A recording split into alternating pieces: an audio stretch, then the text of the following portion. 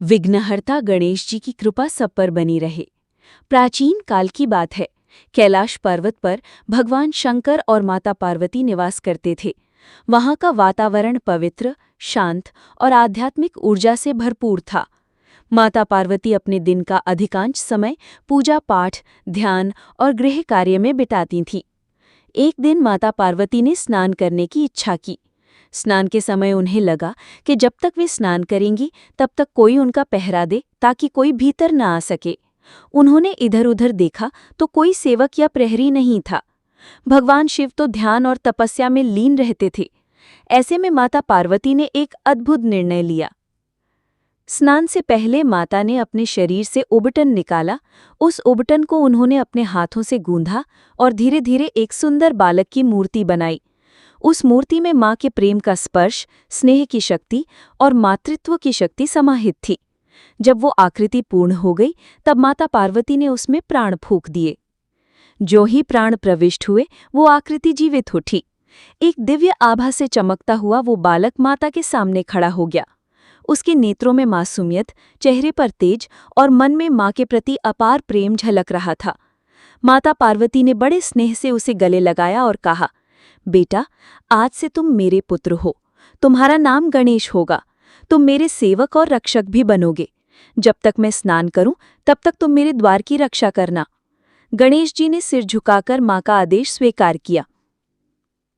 शिव और गणेश का आमना सामना।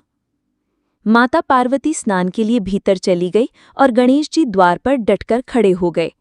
तभी कुछ समय बाद भगवान शंकर वहां पहुंचे। वो ध्यान से लौटे थे और माता से मिलना चाहते थे। जब शिवजी द्वार पर पहुंचे तो गणेश जी ने उन्हें रोक दिया। उन्होंने कहा, माता स्नान कर रही हैं, जब तक वे न कहें तब तक कोई भी भीतर नहीं आ सकता।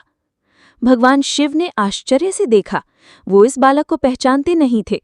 उन्होंने समझाया, मैं इस ग्रह का स्वामी हूं, मुझे अंदर जाने से कोई कैसे रोक सकता है? गणेश जी ने दृढ़ता से उत्तर दिया, स्वामी चाहे जो हो, लेकिन माँ का आदेश सबसे बड़ा है। जब तक माँ अनुमति ना दे तब तक कोई भी अंदर नहीं जा सकता। गणेश जी की निष्ठा और दृढ़ता ने भगवान शिव को क्रोधित कर दिया। उनका गुस्सा बढ़ता गया और उन्होंने अपने गणों को आदेश दिया कि इस बालक को हटाओ।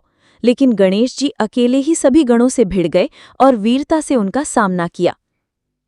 अंततः स्वयं भगवान शिव ने अपने त्रिशूल से वार किया और गणेश जी का सिर धड़ से अलग हो गया। ये देखकर माता पार्वती बाहर आईं और अपने पुत्र को निर्जीव देखकर क्रोध और दुख से भर उठीं। माता पार्वती ने विलाप करते हुए कहा, हे महादेव, आपने मेरे पुत्र की हत्या कर दी। ये अन्याय है। यदि मेरे पुत्र को जीवन नहीं मिला तो मैं संपूर्ण सृष्टि का विनाश कर दूंगी। उनके क्रोध से तीनों लोक कांप उठे। सभी देवता भयभीत हो गए और समाधान खोजने लगे। देवताओं ने शिवजी से प्रार्थना की, हे महादेव, माता पार्वती का क्रोध शांत करना आवश्यक है। कृपया उपाय कीजिए। भगवान शिव ने तुरंत अपने गणों को आदेश दिया कि उत्तर दिशा में जो भी प्राणी सबसे पहले मिले उसका सिर लाकर लाओ। गणों ने वन में खोज की और उन्हें सबसे पहले एक हाथी का शिशु मिला। उन्होंने हाथी का सिर लाकर शिवजी को दिया। गणेश जी को नया जीवन। भगवान शिव ने हाथी का सिर गणेश जी के शरीर पर स्थापित किया और अपने योग बल से उसमें प्राण फूंक दिए। अचानक गणेश जी पुनः जीवित हो उठे। उनका स्वरूप अब अद्भुत था। गजमुख यानी हाथी का मुख, विशाल कान और दिव्य तेज। माता पार्वती ने अपने पुत्र को जीवित देखकर हर्ष से आंसू बहाए और उन्हें गले से लगा लिया। भगवान शिव ने घोषणा की, आज से ये बालक समस्त गणों का अधिपति होगा। इसका नाम गणपति होगा। ये विघ्नों का नाशक और बुद्धि, ज्ञान और सफलता का देवता बनेगा। किसी भी शुभ कार्य की शुरुआत इसके स्मरण से ही होगी।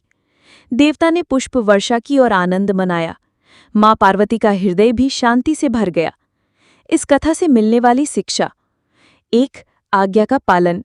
गणेश जी ने माँ का आदेश अंतिम माना और अपनी जान तक दे दी। 2.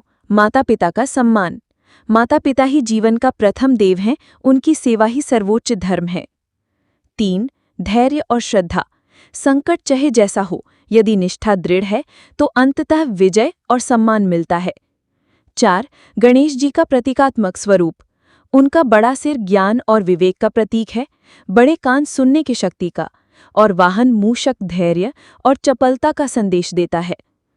इस प्रकार माता पार्वती के उपटन से बने गणेश जी आज समस्त जगत के विघ्नहर्ता और सिद्धि विनायक कहलाते हैं। हर शुभ कार्य उनके नाम से शुरू होता है और हर भक्त अपने चरणों में अपने कष्ट दूर करने की प्रार्थना करता है। अगर वीडियो अच्छी लगे तो लाइक, शेयर और सब्सक्राइब जरूर करें।